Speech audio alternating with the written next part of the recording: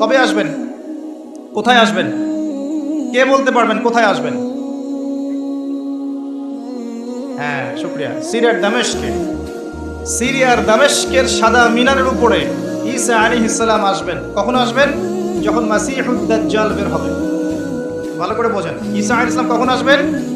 যখন মাসিহুদ দাজ্জাল মানুষের রূপে বের হবে, মানুষের রূপে, একজন ইহুদি যুবকের রূপে, যার চুলগুলো থাকবে কোকড়ানো, শরীর শক্তিশালী, স্ট্রংলি উইল, এবং তাকে আল্লাহ পাক মানব জাতিকে পরীক্ষা করার জন্য কিছু ক্ষমতা দিয়ে দিবেন। এটা নিয়ে আমি এখন কথা বলবো না, তবে দাজ্জাল আসার পরে আসবেন ঈসা ইবনে মারইয়াম। এতটুকু বলে রাখি, মাসিহুদ দাজ্জাল সারা বিশ্ব শাসন করবে, পুরো বিশ্ব, একটা ছোট্ট দেশ না।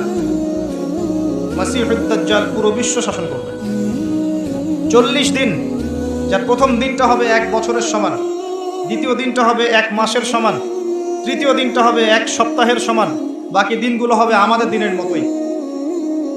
কারা ওকে অনুসরণ করবে? উত্তর, ইহুদিরা। কারা ওকে অনুসরণ করবে? উত্তর, ইহুদিরা। জিউসদেরকে নিয়ে এসে সারা বিশ্ব শাসন করবে। 2000 বছর পর্যন্ত যে জিউসদের কোনো থাকার জায়গা ছিল না, ওরা এখন প্যালেস্টাইন দখল করে ফেলেছে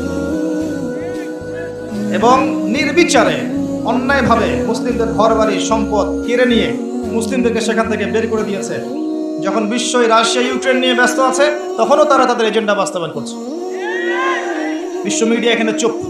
এখানে ওদের মানবতার ধ্বজাধারীদের কোনো কথা থাকে না। যারা মানবতার সংজ্ঞা শিখায় তারাই হচ্ছে অমানবিক। যারা মুসলিমদেরকে মানবতার সংজ্ঞা শিখায় তারাই মুসলিমদের সাথে এখন অমানবিক। বিশ্বের সবাই জানে তাদের জুলুম, অত্যাচার, নির্যাতন। ছোট ছোট বাচ্চাগুলো পর্যন্ত রেহাই পায় না। এরাই দাজ্জালকে অনুসরণ করবে এবং দাজ্জালের সাথে এরা বিশ্ব শাসন করবে। তার মানে আস্তে আস্তে আস্তে আস্তে এরা আরো শক্তিশালী হবে, পুরো আরবকে কন্ট্রোল করে ফেলবে, পুরো মানব জাতিকে নিয়ন্ত্রণ করে ফেলবে। এটা দেখে নিয়ে, কিন্তু এটা চিরস্থায়ী হবে না। এটা সুখের কথা, এটা চিরস্থায়ী হবে না। যখন মাসিহুদ দাজ্জাল বের হবে, তারপরে ঈসা ইবনে মারইয়ামকে আল্লাহ পাক পাঠাবেন। ঈসা ইবনে মারইয়াম আলাইহিস সালাম তিনি প্যালেস্টাইনের বাবেলুত নামক জায়গায় মাসিহুদ দাজ্জালকে হত্যা করবেন, হাদিসে লেখা আছে। আর দাজ্জাল কখন বের হবে? যখন বিশ্বে একটা মহাযুদ্ধ হবে। তারপরে বিশ্বে মহাযুদ্ধ সংগঠিত না হওয়ার আগ পর্যন্ত মাসিহুদ দাজ্জাল আসবে না। Full stop.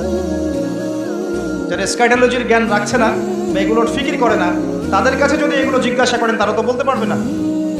যারা এগুলো দীর্ঘদিন চর্চা করছে বা গবেষণা করছে, তারা হয়তো কিঞ্চিত জ্ঞান পেতে পারে। বিশ্বে যতক্ষণ পর্যন্ত একটা ম্যাসাকার মালহামা হচ্ছে না, মহাযুদ্ধ, ততক্ষণ পর্যন্ত ইমামুল মাহদি আসছেন না। আপনাকে হেরিকেন নিয়ে, ল্যাম্পো নিয়ে ইমাম মাহদি খুঁজতে হবে না। সামনে অপেক্ষা করছে মহাযুদ্ধ, ইমাম মাহদি নয়, তারপরে ইমাম মাহদি। ইমামুল মাহদির পরে কনস্ট্যান্টিনোপল বিজয়, তারপরে আসবে মাসিহুদ দাজ্জাল, তারপরে আসবে ঈসা ইবনে মারইয়াম, এরপরে ইসলামিক খেলাফা। এর আগ পর্যন্ত এভাবেই মানব জাতি সাফার করতে থাকে। আল্লাহু আ'লাম বিসসাওয়াব। এর মাঝখানে যদি আল্লাহ পাক কাউকে শক্তিশালী করেন, আল্লাহর ইখতিয়ার। নির্যাতন বেড়ে যায়, এটাও আল্লাহর ইখতিয়ার। পুরো বিশ্বের ইতিহাসটা পড়বেন। কিছু প্রশ্ন আপনার কাছে থ্রো করব। এই প্রশ্নের উত্তরগুলো আপনি পাবেন তখনই যখন হিস্ট্রি, ইতিহাসের সাথে, বিশ্বের ইতিহাসের সাথে আপনি ইসলামের ইতিহাস পড়বেন এবং কোরআন সুন্নাহর জ্ঞান আপনার মধ্যে থাকবে, তখন উত্তর খুঁজে পাবেন। আপনাকে যদি প্রশ্ন করি যে দ্বিতীয় বিশ্বযুদ্ধে এতগুলো ইহুদিকে হত্যা করা হয়েছে, কারণটা কি? কি কারণে? আপনাকে যদি প্রশ্ন করি যে জাপানে যে পারমাণবিক বোমা ফেলা হয়েছিল, এই যে নিরীহ মানুষগুলো মারা গেছে, কারণ কি ছিল? যদি আপনাকে জিজ্ঞাসা করি প্রথম বিশ্বযুদ্ধ এবং দ্বিতীয় বিশ্বযুদ্ধে জার্মানির যে ভূমিকা ছিল, জার্মানি, এরপর তাকে যে ডিফিট করা হলো, এর পিছনে কারণ কি? যদি আপনাকে জিজ্ঞাসা করি বিশ্বের মধ্যে ইহুদি এবং খ্রিস্টানদের একটা বন্ধুত্বের অ্যালায়েন্স দেখা যায়, একটা মুভমেন্ট দেখা যায়, এর পিছনে কারণ কি? জিজ্ঞাসা করি হঠাৎ কি এমন হলো যে জিউসরা একটা রাষ্ট্র দখল করে ফেললো, প্যালেস্টাইন নিজেদের হাতে নিয়ে নিল, মুসলিমদেরকে বের করে দিল, প্রতিটা মুসলিম কান্ট্রির মধ্যে আস্তে আস্তে ডমিনেশন শুরু হলো, Iraq, Afghanistan, Syria, Libya, Yemen, প্রত্যেকটা আস্তে আস্তে ম্যাসাকার হয়ে যাচ্ছে, পিছনে কারণ কি? এগুলো কি ভাবার দরকার নাই? নাকি সারাদিন হালুয়া খাবো আর সেমাই খাবো আর জিলাপি খাবো, খোরমা খাবো আর বিরিয়ানি খাবো, বাসায় গিয়ে ঘুমিয়ে যাবো? এগুলোর পিছনে কোনো না কোনো কারণ তো আছে নাকি? পড়লে দেখবেন কারণ একটা হয়, অনেকগুলো কারণের একটা কারণ, অনেকগুলো কারণের একটা কারণ, জুলুম। জুলুম। যখন জুলুম বেড়ে যাবে, তখন আল্লাহ রাব্বুল আলামিন এক জালেমের হাত দিয়ে আরেক জালেমকে শাস্তি দেন। যখন জুলুম বেড়ে যাবে তখন আল্লাহ পাক এক জালেমের হাত দিয়ে আরেক জালেমকে শাস্তি দিয়ে থাকেন।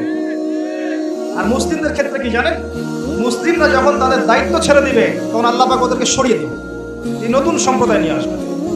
এখন বলেন ঠিক মুসলিমদের উপর কেন আসে? যখন আমরা আমাদের দায়িত্ব ছেড়ে দেই আল্লাহ পাক আমাদেরকে সরিয়ে দিয়ে নতুন কওমকে নিয়ে আসে। এটা আল্লাহর সুন্নাহ। দলিল নাসুল্লাহা ফানাসিয়াহুম। দলিল ইন তানসুরুল্লাহা ইয়ানসুরকুম ওয়া ইউসাব্বিত আকদামাকুম। আল্লাহ পাক বলেন তোমরা যদি আল্লাহকে ভুলে গিয়েছিলে আল্লাহ তোমাদেরকে ভুলে গেছেন। ইন তানসুরুল্লাহ, তোমরা যদি আল্লাহর দ্বীনকে সাহায্য করো আল্লাহ তোমাদেরকে সাহায্য করবেন। ওয়া ইউসাব্বিত আকদামাকুম, তোমাদের পা আল্লাহ পাক দৃঢ় রাখবেন। এটা আব্রাহার যুগ নয়। আব্রাহা এই কাবাঘর আক্রমণ করবে, হস্তি বাহিনীর উপর আকাশ থেকে পাথর পড়বে, এটা সেই যুগ নয়। এখন আসমান থেকে পাথর পড়বে না জালেমের উপরে। মুসলিমদের অবস্থা চেঞ্জ হবে তখনই যখন তারা নিজেরা নিজেদের অবস্থা পরিবর্তনের চেষ্টা করবে, তার আগে নয়। হ্যাঁ, এটা আল্লাহর সুন্নাহ। ইন তানসুরুল্লাহ ইয়ানসুরকুম ওয়া ইউসাব্বিত আকদামাকুম। আল্লাহ পাক আরো বলেছেন ইন্নাল্লাহা লা ইউগাইয়িরু মা বিকওমিন। আল্লাহ পাক কোনো কওমের অবস্থা ততক্ষণ পরিবর্তন করেন না হাত্তা ইউগাইয়িরু মা বিআনফুসিহিম, যতক্ষণ তারা নিজেরা নিজেদের অবস্থা পরিবর্তনের চেষ্টা না করছে। এগুলো আল্লাহর সুন্নাহ। আমাদের উপর থেকে আবাবিল পাখি আসবে না। উত্তর খোঁজেন, পুরো ওয়ার্ল্ড অ্যাফেয়ার্স পড়েন, হিস্ট্রিগুলো ঘাটেন, দেখবেন যখন জুলুম বেড়ে যাবে তখন আল্লাহ পাক শাস্তি পাঠাবে। 2, আল্লাহর অবাধ্যতা বেড়ে যাবে, শিরিক বেড়ে যাবে, কুফরি বেড়ে যাবে, জেনা বেড়ে যাবে, মাদক বাড়বে, সুদ বাড়বে, ব্যভিচার বাড়বে, অশ্লীলতা বাড়বে, বেহায়াপনা বাড়বে, আল্লাহ পাকের আযাব চলে আসবে। কেউ ঠেকাতে পারবে না। আযাব সবসময় আকাশ থেকে আসে না, জমিন থেকেও আসে। আযাব অভ্যন্তরীণ ক্রন্দনের মধ্য দিয়েও আসে। আযাব একজনের উপর আরেকজনকে চাপিয়ে দিয়ে হতে পারে। আযাবের বিভিন্ন ক্ষেত্র আছে। শোনেন, এটা ওদের কথা, আমাদের অবস্থা এটাই। যদি আমরা আল্লাহর দেয়া দায়িত্ব ছেড়ে দেই, আল্লাহর আনুগত্য ছেড়ে দেই, রাসূলের আনুগত্য ছেড়ে দেই, দুনিয়া পূজায় ব্যস্ত হয়ে যাই, আল্লাহ পাক আমাদেরকে সরিয়ে দিয়ে নতুন কওমকে নিয়ে আসবে। ওয়া ইন তাতাওয়াল্লাউ ইস্তাবদিল কওমান গায়রাকুম। তোমরা যদি মুখ ফিরাও তাহলে আল্লাহ পাক নতুন কওমকে তোমাদের জায়গায় নিয়ে আসবেন। সুম্মা লা ইয়াকুনু আমসালাকুম, তারা তোমাদের মতো অপদার্থ হবে। ঈসা ইবনে মারইয়াম কখন আসবেন? যখন মাসিহুদ দাজ্জাল আসবে। দাজ্জাল পুরো ওয়ার্ল্ডকে শাসন করবে, জিউসরা ওকে ফলো করবে। আজকে ওদের অবস্থা দেখেন, যাদের কোনো ঘর বাড়ি ছিল না তারা সারা বিশ্ব শাসন করছে। এখন আপনার নাকের ডগায় বসে, আমাদের নাকের ডগায় বসে তারা এই কাজগুলো করছে। আমরা তো খুব ছোট্ট, খুব ক্ষুদ্র, বিশ্বের বড় বড় কান্ট্রির কথা বলছি। এরপরে আসেন কখন সেই কাজটা করবে? যখন মালহামা হবে, ইমামুল মাহদী আসবেন। তারপর মালহামা কখন হবে? উত্তর, যখন মদিনার গুরুত্ব কমে যাবে এবং জেরুজালেমের গুরুত্ব বেড়ে যাবে, তখন হবে মালহামা। ওয়ার্ল্ডের দিকে তাকিয়ে দেখেন যে জেরুজালেমের গুরুত্ব কত আর মদিনার গুরুত্ব কত। আমার কথা কি বোঝা যায়? কিছু কথা মানে উপর দিয়ে যাচ্ছে না। হাদিসটা বলি তাহলে বুঝতে পারবেন। মুয়াজ বিন জাবাল রাদিয়াল্লাহু আনহুকে নবী সাল্লাল্লাহু আলাইহি ওয়াসাল্লাম বলছেন, হে মুয়াজ, যখন উমরান বাইতুল মাকদিস খরাব ইয়াসরিব, বাইতুল মাকদাসের উত্থান মদিনার পতন থেকে নিয়ে আসবে। খরাব ইয়াসরিব খুরুজুল মালহামা, খুরুজুল মালহামা ফাতহুল কুস্তান্তিনিয়া। মালহামার আত্মপ্রকাশ কনস্টান্টিনোপল বিজয় নিয়ে আসবে। আর ফাতহুল কুস্তান্তিনিয়া খুরুজুদ দাজ্জাল। কনস্টান্টিনোপল জয়ের পরে আসবে দাজ্জালের আগমন। এরপরে ঈসা ইবনে মারইয়াম, তারপরে দাজ্জাল নিহত হওয়া, এরপর ইসলামী খেলাফা, তারপরে 40 বছর বিশ্ব শান্তির মধ্যে থাকবে। তারপরে আসবে আস্তে আস্তে খারাপ সময়, পশ্চিম দিক থেকে সূর্য ওঠে কিয়ামত হবে। এই সময় আপনার সাথে যেখান থেকে আমি এই জায়গায় গিয়েছি, নবী ঈসা আলাইহিস সালাম আবার আসবেন, এটা কি বিশ্বাস করেন? তিনি কি নতুন কোনো ধর্ম নিয়ে আসবেন, নাকি এই উম্মতের এই শরিয়া মেনে চলবেন? কোনটা? তাহলে কোরআন এবং সুন্নাহর গুরুত্ব আমি কি বোঝাতে পারছি যে একজন নবী যখন আসবেন তিনি পর্যন্ত নতুন কোন শরিয়া নিয়ে আসবেন।